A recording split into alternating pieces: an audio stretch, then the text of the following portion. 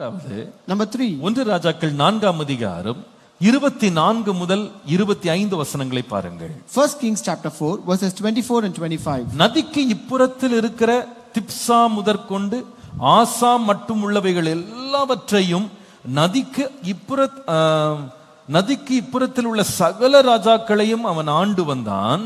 அவனை சுற்றி எங்கும் சமாதானமாயிருந்தது. For he had dominion over all the regions on the side of the river from Tiphsha even to Gaza, namely over all the kings on this side of the river, and he had peace on every side all around him. சாலமோனுடைய நாளெல்லாம் தான் துவக்கி பேர்சபா மட்டும் யூதாவும் இஸ்ரவேலும் அவரவர் தங்கள் திராட்சை செடியின் நிழலிலும் தங்கள் அத்திமரத்தின் நிழலிலும் சுகமாய் குடியிருந்தார்கள். And Judah and Israel dwelt safely, each man under his vine and his fig tree, from Dan as far as Beersheba, all the days of Solomon. Solomon பெற்ற ஞானத்தினால் வந்த ஆசீர்வாதத்தை இங்க பட்டியல் போட்டிருக்கு. So here it lists about the blessings which came from the wisdom of Solomon. அதுல மூன்றாவது ஆசீர்வாதம் என்ன தெரியுமா? You know what is the third blessing? இந்த ஞானம் அவனுக்கு சமாதானத்தை பெற்று தந்தது.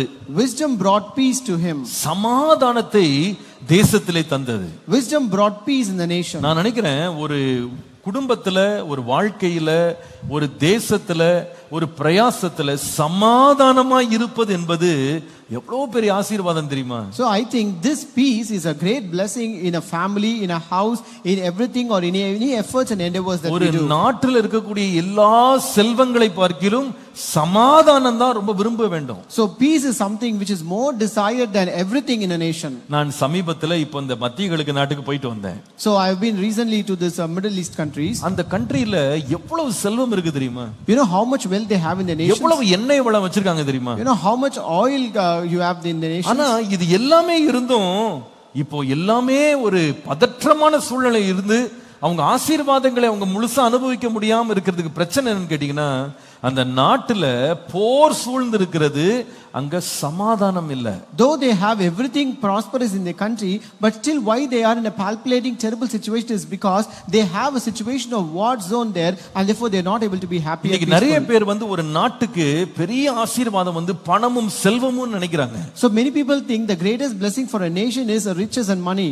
என்னை பொறுத்த வரைக்கும் பணத்தை விட, பொருளை விட சமாதானம் ரொம்ப முக்கியம். But according to me, rather than riches and wealth, peace is more important. பணம் யார் வேணா எப்ப வேணா சம்பாதிச்சுக்கலாம். Any person can earn this money at any point of time. சமாதானமா நாடு இல்லாம கலவர பூமியாக ஒரு தேசம் மாறுமானா, அவங்க எவ்வளவு செல்வத்தை வைத்திருந்தாலும் அதுல ஒன்றை அவங்க பயன்படுத்தவே முடியாது. But if a nation loses its peace and becomes very rebellious, then no matter how much wealth they may obtain, they cannot have the peace of blessing. சொல்லுகிறாங்க, ஆப்பிரிக்கா கண்டம் தான் இந்த உலகத்திலேயே அதிகமான செல்வத்தை இயற்கையில வைத்திருக்கிற நாடு, இயற்கை வளங்களால் நிறைந்த ஒரு கண்டம் அப்படின்னா ஆப்பிரிக்கா கண்டம் தான் சொல்றாங்க. So it is said that the continent of Africa has the most natural prosperity in the world. அந்த ரிசோர்சஸ் எல்லாம் பாத்தீங்கன்னா தங்கமா இருக்கலாம், அது வந்து டைமண்ட்ஸா இருக்கலாம், காஃபியா இருக்கலாம், மெக்னீசியம், காப்பர், இந்த மாதிரி எத்தனையோ இயற்கை வளங்கள் நிறைந்த கண்டம் வந்து ஆப்பிரிக்கா.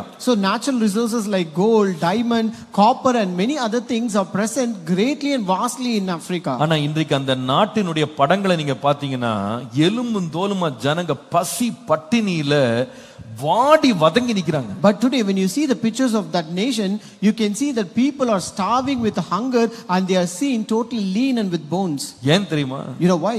அங்க சமாதானம் இல்ல. Because there is no peace there. ஒரு இனத்துக்கு விரோதமா இன்னொரு இனம் எப்பொழுதும் போர் பண்ணிக்கொண்டே, சண்டை போட்டுக்கொண்டே இருக்கிறாங்க. There is always a communal violence and fight between one community to another. சமாதானம் இல்லாததுனால தேசமும் ஆசீர்வாதமா இல்ல. Since there is a lack of peace, the nation is not also prosperous. நீதிமொழிகள் 17:1 வாசிக்கும்போது Proverbs 17:1 says, சண்டையோடு கூடிய வீடு நிறைந்த கொழுமையான பதார்த்தங்களை உண்பதை பார்க்கிலும் அமெரிக்கையோடே சாப்பிடும் வெறும் துணிக்கையே நலம். Better is a dry morsel with quietness than a house full of feasting with strife. பொருட்கள் இருக்கிறத விட, கொழுமையான உணவுகள் இருக்கிறத விட, வெறுமையான ஒரு தட்டு வச்சுட்டு கூட, சாதாரணமான கீரை சாப்பிட்டுட்டு கூட, சாதாரண துணிக்கையை சாப்பிட்டுட்டு கூட சமாதானமா இருந்தா அதுதான் சிறந்தது. So that rather than having a plate full of feasting at good food, it is better for you to eat with quietness and peace a dry morsel. சாலமோனை குறித்து வாசிக்கிறோம்.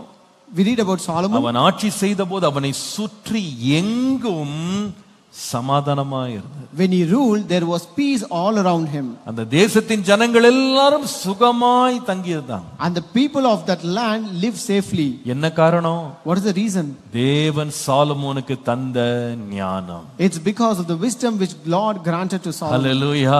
Hallelujah. இந்த ஞானத்தை கர்த்தர் நமக்கு கிருபையா தரணும். The Lord should graciously give that wisdom to us. ஆண்டவரே, நாங்க எங்க இருந்தாலும் சமாதானமா தங்க பண்ற அந்த ஞானத்தின் ஆசீர்வாதத்தை எங்க மேல தாங்கப்பா. Lord, no matter wherever we are, Lord, grant us that blessing of wisdom upon us that may live peacefully in this நாங்கள் nation. எதை செய்து கொண்டிருந்தாலும் எங்கள் எல்லைகள் எல்லாம் சமாதானமாய் இருக்கும்படி உம்முடைய ஞானத்தை எங்களுக்கு ஆசீர்வாதமாய் தாரும். Lord, no matter whatever we do, Lord, grant your wisdom as a blessing in all the borders of our nation that we have peace. கர்த்தர் இந்த ஆசீர்வாதத்தை நம்மேல் கட்டளையிடுவாராக. May the Lord grant this blessing upon us. Hallelujah. Hallelujah.